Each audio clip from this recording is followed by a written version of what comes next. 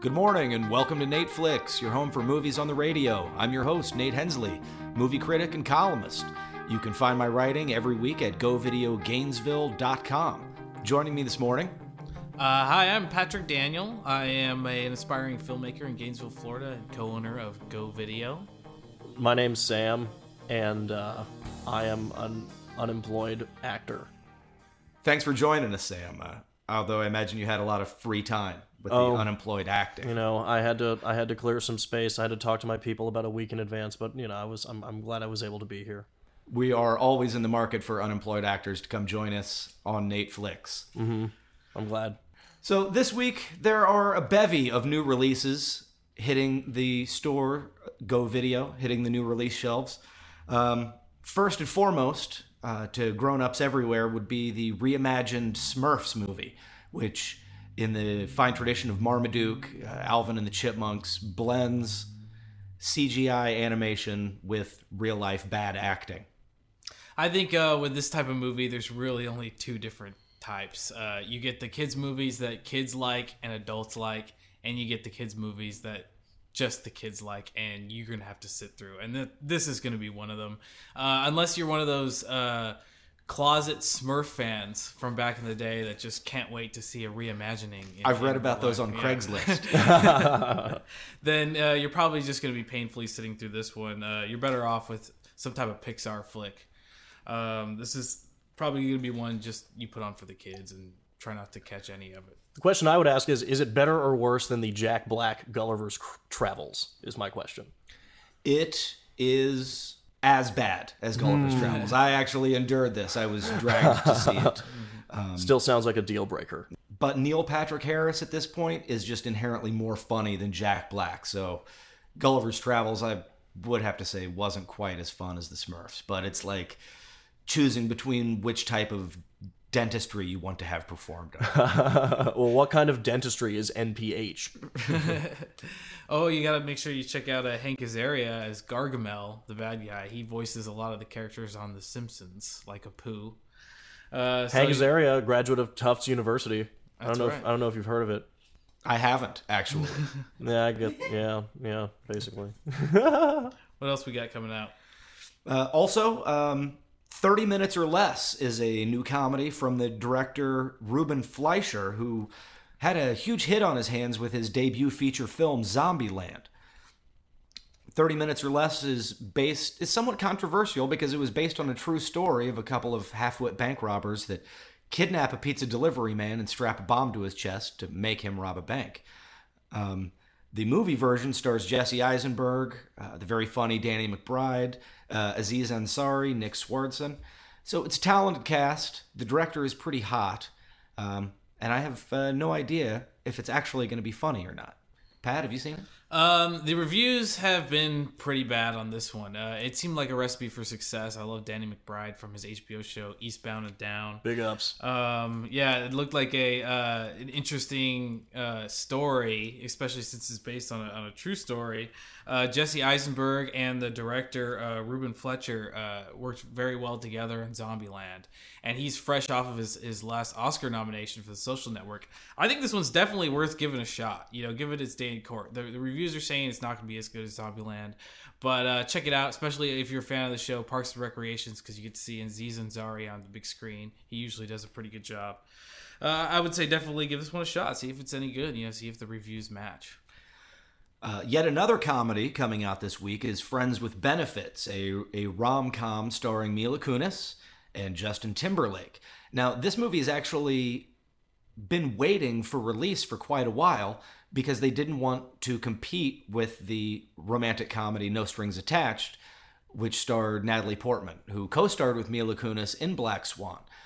Two very similarly themed movies that they just had to hold them back so that people didn't get them confused. Now, did we decide that this one was way better than the previous one?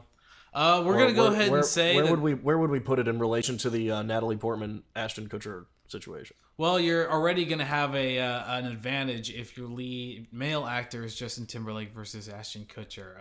I cannot disagree with you there. Yeah. Justin, he's dreamy. There's no debating that. I don't know. I was always more of a JC guy if I had to pick someone from NSYNC, but I mean, that's just me. I don't know about you guys. He's hot. I mean, people are getting over the fact that he used to be in NSYNC. I mean, his career just keeps going up. He was in Social Network as well, did very good. He didn't ruin that movie. Exactly. He's always funny on Saturday Night Live when he's on there.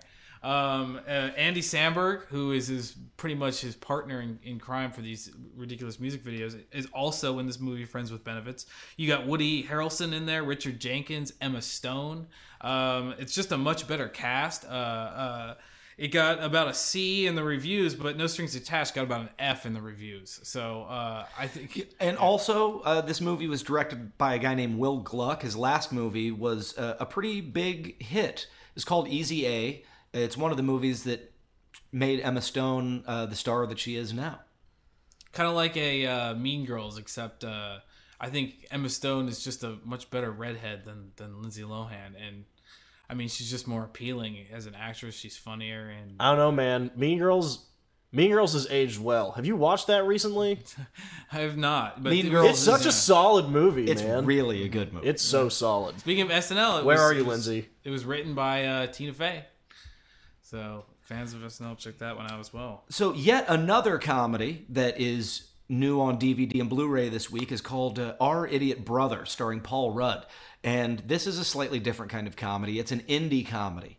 And if you don't know, an indie comedy means that it's a comedy that isn't that funny, but it makes you smile. It's maybe clever. It's maybe charming. You're really not going to laugh that much, but it'll probably have a lot of heart and have several shots of people staring poignantly out a window. In this week that is just dominated by comedies, that's a slightly different, maybe more intellectual type of comedy. It's definitely a good movie. But if you're expecting to laugh, you'll be disappointed. I mean, sometimes you see a comedy like this, and it's enough to make you smile or even think, "Oh, that's clever." But are you gonna laugh? No. I mean, is it a good movie? Will you enjoy it? Yes. Another movie coming out on DVD this Tuesday is called One Day. Little break from the comedy. It's more of a romance tearjerker. Fans of Twilight, should enjoy this one because it's a badly reviewed romance movie. But on the other hand, is it about vampires or werewolves or both? Actually, it's not really supernatural, but the premise of the movie is that you get to see this couple on the same day every year for I think somewhere around a span of 20 years. It's July 15th, and the main characters are played by Anne Hathaway and Jim Sturgis. And you get to see their romance and all throughout the years, and on the same exact day. It's based on a well done novel. I think it's also got kind of some indie buzz. If you're a fan of 500 Days of Summer, you're probably gonna like this one as well. Now, my personal pick for the week, getting back to comedy, is a new release called Dale and Tucker versus Evil, and this is a horror comedy. Now, it's very hard to pull off an effective horror comedy, but when it's done right, they're some of my favorite movies ever made. Dale and Tucker versus Evil, it would definitely fall into this category. It takes the very original premise of sending two hillbillies up on a quiet vacation to a cabin in the woods where they run afoul of a pack of extremely stupid, preppy teenagers. Now, because they believe everything they've seen in the movies, the teenagers think that the hillbillies are there to kill them and proceed to kill themselves accidentally in a variety of different ridiculous ways that makes the evidence pile up that make these poor guys, Dale and Tucker, seem like villains. All they want to do is go fishing, and these idiot kids will run up and slip and fall on a knife 5 times. So they really reverse all these horror cliches and make the villains into these hapless, witless heroes. And it delivers on comedy. It's very funny. It also delivers in the blood and guts department, which is nice. Oh, I can't wait to see this one. Especially anyone who's a fan of any traditional slasher movie, like the Child's Play series with Chucky, or most especially Hills Have Eyes, or Halloween, Friday the 13th. Friday the 13th. Yeah. Anytime you see, somebody gutting people in the woods, it's easy to see that they're the bad guy because you only see the perspective of the victims. But, the victims are always stupid teenagers. So imagine seeing it from the other perspective, and, you might be surprised that, Would fans of the Evil Dead series find something to appreciate in this movie, perhaps? Well, I think any horror fan or any comedy fan would like this movie. Now, there are certain people that like movies that are shocking. They watch movies for the blood and guts or for the disgusting Or stuff. for the ass to mouth stitched together. Yeah, Human Centipede. We're going to have to edit that. There's not a whole lot coming out in theaters this week, unfortunately. But for those of you who have noticed that there are 2 Snow White movies coming out soon, you might not know that there's actually a Sleeping Beauty movie coming out soon. Now, it's not a reimagining of the old Disney story. It's just an ironic title. This indie movie stars Emily Browning as a young college student who decides to become a prostitute. But what's different about this one is that she falls asleep as part of her job. She takes drugs or sedates herself to fall asleep. And she's not really sure as to what happens while she's asleep. So that's the mystery of the story. And they decided to call her Sleeping Beauty. Fortunately, this did not get very good reviews at all. Critics gave it about an F. So I would try to avoid this one. Although there is another movie that looks a little bit more promising coming out this Friday called Shame with Michael Fassbender. The only thing that is odd about this movie is that it has an NC-17 rating, although it has very good reviews and it's being pushed. We may not see this one in local theaters because of its rating, but Michael Fassbender was great in Inglourious Bastards. He played Magneto in X-Men First Class. If you're a fan of this up-and-coming actor, definitely check this one out. Also, from what I hear, if you're a fan of frontal male nudity, Shame is also the movie for you. Now, also in limited release this week is a movie called Outrage, The Way of the Yakuza. And this is Japanese director Takashi Miike returning to his old stomping grounds of blood and guts crime movies. Should be interesting to see how he gets back to how he made his name after experimenting with westerns and historical epics. All right, well, we are going to take a quick break, and when we come back, we have got a lot of topics to get through. We'll be right back. Hi, my name is Rusty Cage, and welcome to the first edition of Rusty's Reviews. This is of a movie that I loved called Inception. I hope you like it. Well, you can go inside my dreams. You can get inside my head. You can get all the information of things that I never would have said. But if you want inside my mind, I'll give you just a gist. They call this thing Inception, and it goes something like this. Oh, Leo is a spy, and he goes into your mind to steal your thoughts and memories for those who pay a minor fee, until one day he gets hired by a big-time corporate guy to influence the enemy into bringing the rival company down. Whoa, Inception, it's my thoughts I leave behind. I can't open up my mind at all. Whoa, Inception, in my dreams you can shoot me down, but I don't die, I simply just wake up.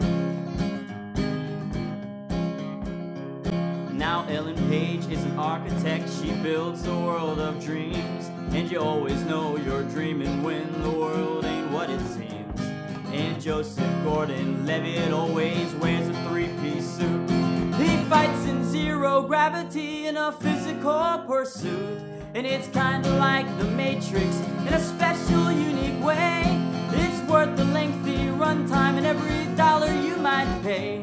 And at times it gets confusing, but it's always so amusing. A dream within a dream within a dream needs some perusing. Whoa, Inception, it's my thoughts I leave behind. I can't open up my mind at all. Whoa, Inception, in